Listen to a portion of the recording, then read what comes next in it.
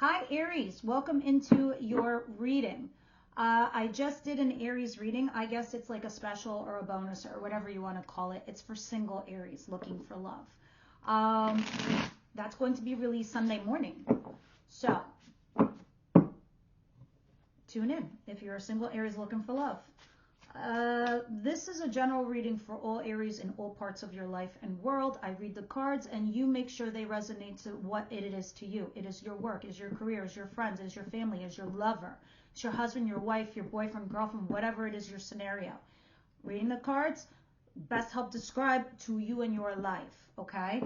But let's see what's going on here. For my beautiful Aries, for this week, this final week, third into fourth week of October, what say you for my beautiful Aries? What is the situation here that's going on?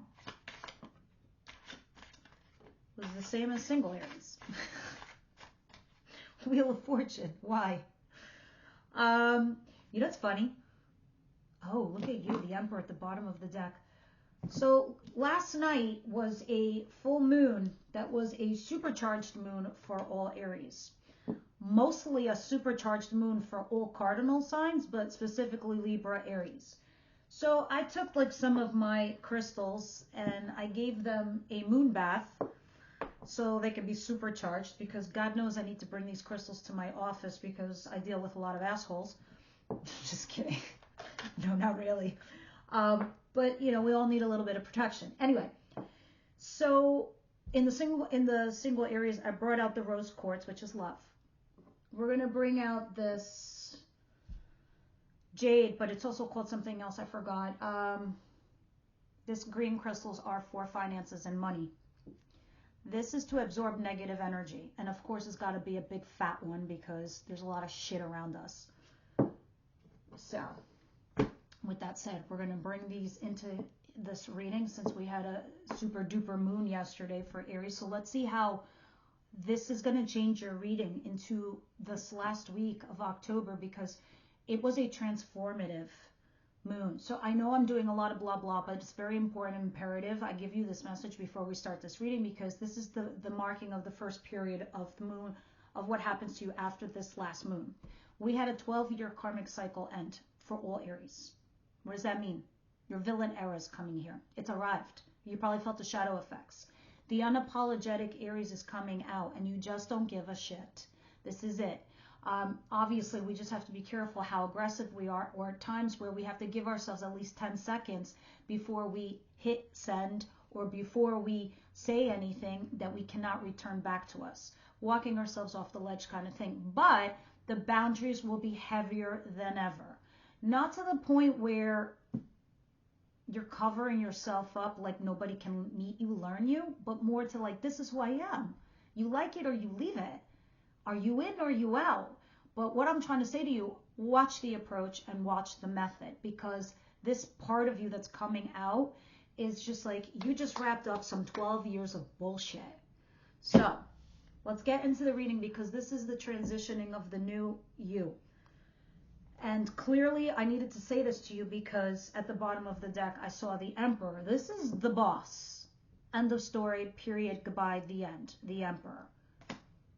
Emperors rule empires. Kings and queens, they rule little realms. You get my point. I had to have this whole conversation with one of my fans because sitting there telling me kings and queens are the same as an emperor. I'm like, no, they're not. Sorry, I'm sorry. Sorry, not sorry. See, villain era, villain face. 10 of Wands, Wheel of Fortune. 10 of Wands is a lot of hard work. It's a lot of burdens. It's a lot of exhaustion. I'm sorry. It is. But this is a luck changing. So basically, look what it's saying. All this hard work and effort you put in, the 12-year karmic cycle, over. Now it's time to reap your rewards. You didn't do anything, you don't get anything. You busted your ass. Now it's time to reap those rewards. Alrighty dighty. So with that said, what is coming in towards my Aries, please?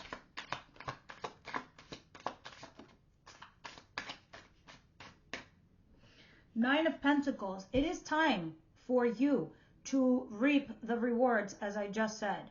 Financial independence. Claim it. Don't be scared. live a little, enjoy a little bit, buy yourself something, upgrade your car. I don't know. That's what I'm doing. Anyway, do something nice for yourself. King of Cups. Cancer, Pisces, Scorpio. So now let me put this, you're dealing with a water sign who is emotionally mature and available and willing to work with you. So if that's work related, that's what that means. Let's go into love, okay? Because you are coming to a new chapter. And this situation was also showing up in single Aries love reading. Nine of Pentacles means you are single, because that's what nines are. They're about self. They're singularities.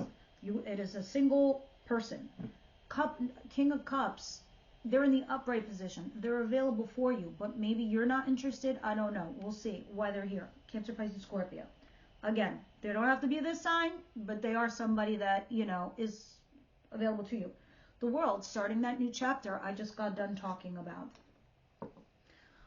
Can you tell us, for my beautiful Aries, what is it that is the surprise that they were not expecting to be prepared for in anything? Knight of Wands, okay. Ooh, shit, Ace of Swords. Oh my God, I love this question. I think I should start asking it more often.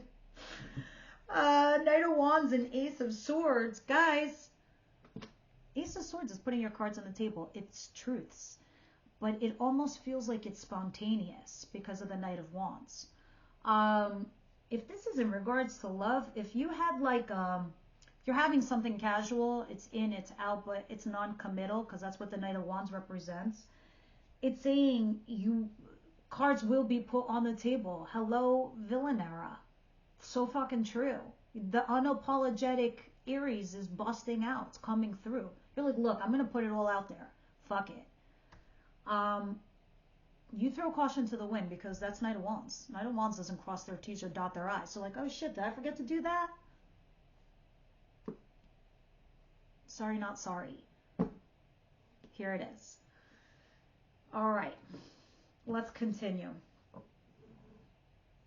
And it's not like that your patience is wearing thin. I mean, you don't have a lot of patience to begin with, but this time it's like you feel like you've been holding yourself back and you've been shrinking yourself to fit or make others feel comfortable. You're doing away with that. So this is very fascinating to me. I can't wait to clarify that. What's the advice here?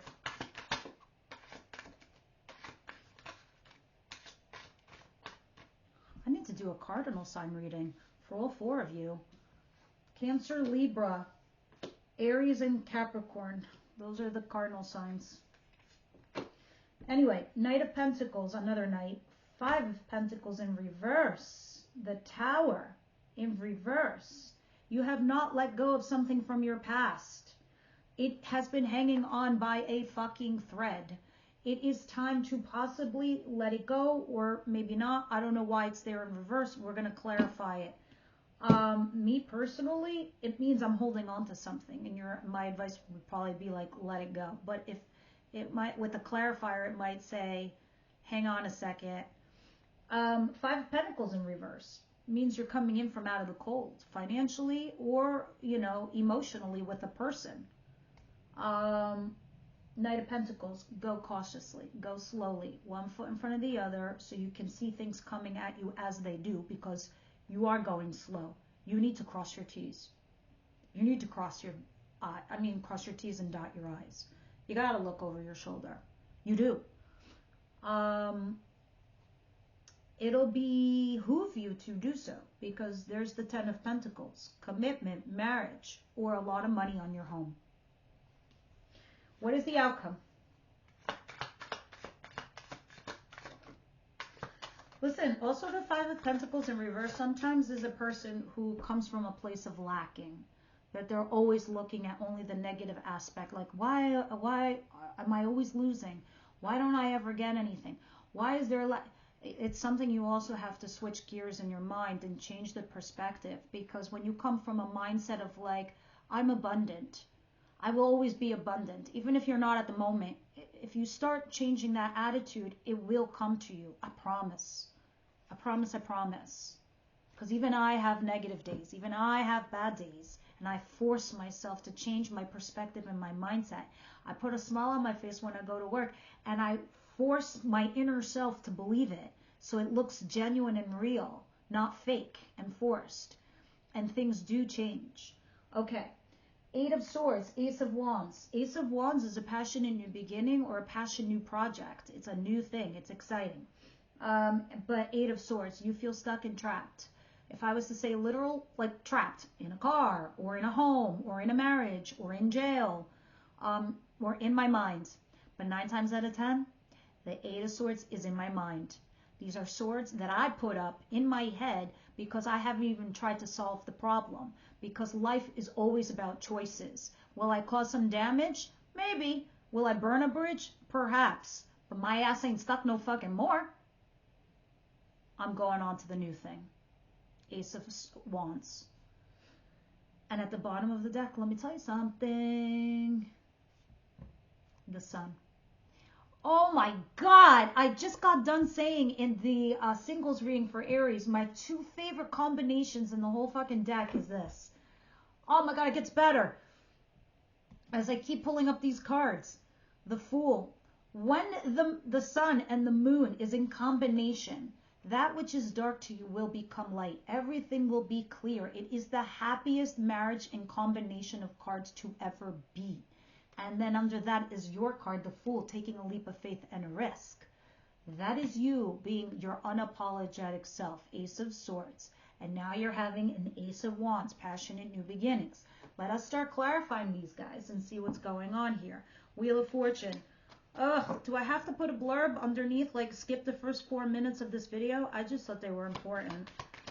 Wheel of Fortune and 10 of Wands. You're dealing with a King of Swords, some of you, or a Cancer. Let me tell you the other major arcanas up in here.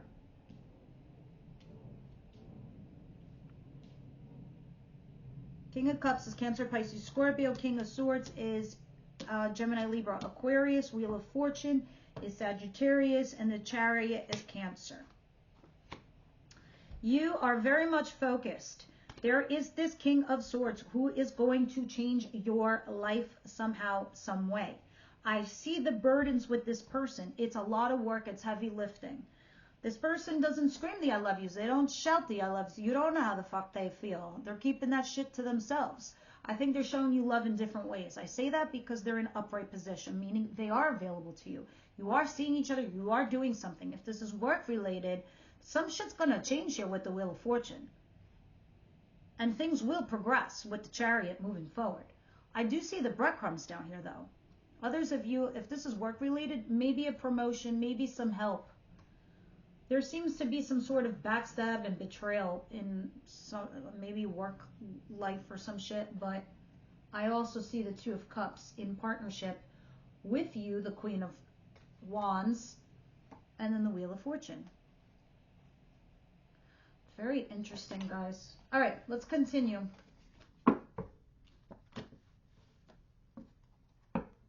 There's a second chance here with somebody. 9 of Pentacles, King of Cups. What's this? What's this? The Nightmare Before Christmas I was watching last night with my daughter. What's this? What's this? The 8 of Pentacles. And the Hierophant.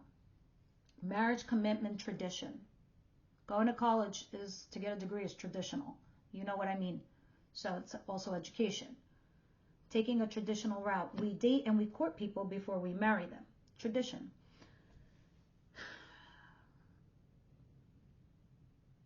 Guys, if this is work related, you're doing something very by the book, very traditional. And this person that you're dealing with, that might be a water sign of some kind at your work life. Could be a boss, could be somebody you deal with. It's going down a traditional route. You do you. So if you're just trying to be politically correct and mind your business and, you know, do your shit, keep on keeping, because it looks like it's financially rewarding for you. If this is in regards to love, this is working towards a relationship. But I see you being single. Somebody's working hard towards this to make it into a commitment. But I see you being sort of very independent. You are leaving something hard behind and going into something easier. I know it might not feel that way right now, but it is with this. Because look, right below that is the Ace of Wands, which you have in your outcome. What is the Knight of Wands and the Ace of Swords, please?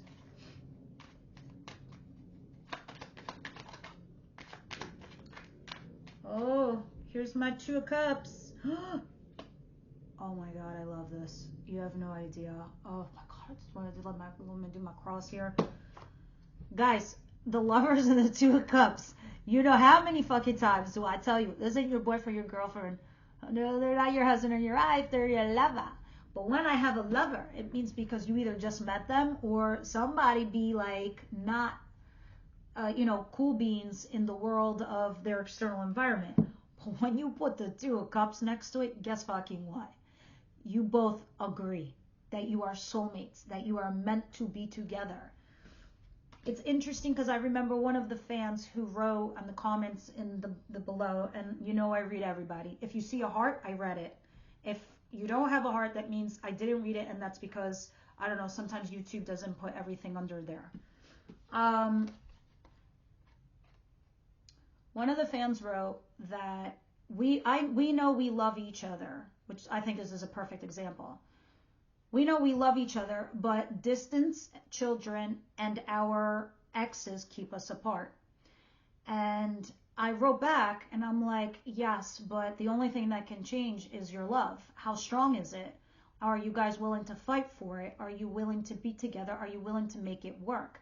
You will find a solution because love supersedes all. But if you're not strong enough to fight for that love, yes, you will be separated by all your excuses. They're not excuses, your reasons. Your reasons can easily be your excuses.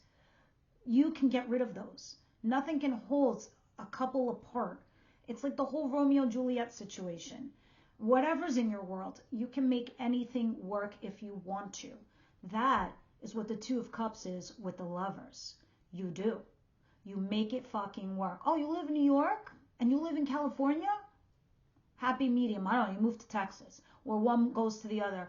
Oh, you've got 2 kids? You got 2 kids? Okay, well, let's analyze it. Mine are little. Yours are going into college. Okay, maybe we can work around that. Oh, your ex doesn't want to give you a divorce? Or your ex is a psycho and they have money, this, and that? Ain't no reason why you can't start fresh. Okay? And those that are meant to be in your world love you, respect you, support you, will support you, and will help you. Moreover, you are coming up emotionally mature yourself and available. You are the Queen of Cups here, as you are here in a set with the King of Cups. So this is somebody. Oh, look at this, guys. Happy connection. I don't want to look under that. We'll deal with that another week. 5 of Pentacles in reverse, the Tower in reverse, Knight of Pentacles.